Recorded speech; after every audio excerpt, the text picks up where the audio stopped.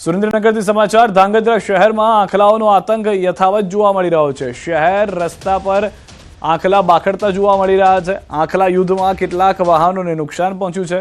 બજાર વિસ્તારમાં બે આંખલા યુદ્ધે ચડતા ખરીદી કરવા આવેલા ગ્રાહકો, રસ્તા પરના વાહન ચાલકો અને દુકાનદારોમાં ડરનો માહોલ છે। બે આંખલાઓ બાખડતા રોડની સાઈડમાં પાર્ક કરેલ 2 થી 3 બાઇકને પણ અડફેટે લેતા નુકસાન પહોંચ્યું છે। અનેક વખત રજૂઆત કરવા છતાં પાલિકા તંત્ર દ્વારા રખડતા ઢોરને ઝડપી પાડવામાં ન આવતા લોકોમાં તંત્ર સામે રોષ જોવા મળ્યો છે। પંચમહાલના હાલોલ ડિવિઝન અંતર્ગત આવતા 6 જેટલા પોલીસ મથકમાં 3.37 કરોડના વિદેશી દારૂના જથ્થાનો નાશ કરાયો છે।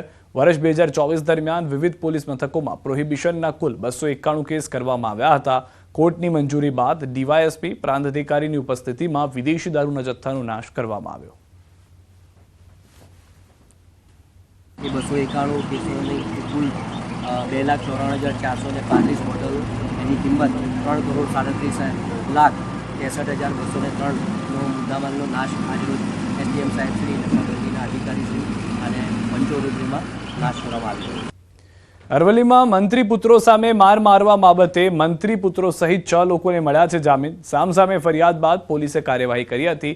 મોડાસા ટાઉન પોલીસે યુવકને મારવામાં વપરાયેલા હથિયાર કાર જપ્ત કર્યા છે।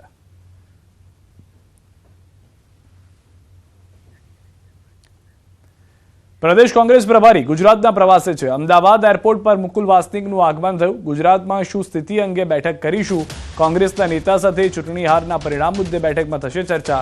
ઘણા બધા પડકારોનો સામનો કોંગ્રેસ પાર્ટી કરી રહી છે।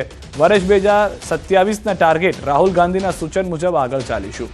કયા નેતા કઈ જવાબદારી લેશે તેવા મુદ્દાઓ પર આગળ વધીશું। વર્ષ 2027ની તૈયારીમાં કોંગ્રેસ પાર્ટી લાગી છે। અમે ગ્રામ્ય વિસ્તારમાં મુલાકાત કરી છે। आज जब ये बैठक यहाँ पर हो रही है तो इस बैठक में हम ये भी चीज़ को लेकर चर्चा करेंगे कि किस तरह से संगठन को और चुस्त दुरुस्त करने की आवश्यकता है, कौन नेता क्या जिम्मेदारी संभालेंगे, हर स्तर के हमारे इकाइयों को क्या क्या करने की आवश्यकता रहेंगी, उन तमाम चीज़ों को लेकर हम बातचीत करेंगे। हमें पूरी तरह से इस बात का एहसास है कि किस तरह की चुनौतियों का हमें मुकाबला करना है, लेकिन हम पूरे सोच समझकर हम 2027 की तैयारी में लगे हैं। અંબાજીમાં ગબ્બર રોપવે સેવા 6 દિવસ બંધ રહેશે। 3 માર્ચથી 8 માર્ચ સુધી રોપવે સેવા બંધ રહેશે। રોપવેની વાર્ષિક મેન્ટેનન્સની કામગીરીના કારણે બંધ કરાશે। યાત્રિકોની સલામત અને સુરક્ષા માટે આ નિર્ણય લેવામાં આવ્યો છે। યાત્રિકો પગથિયા દ્વારા દર્શન કરી શકશે। 9 માર્ચથી રોપવે સેવાઓ રાબેતા મુજબ શરૂ કરશે।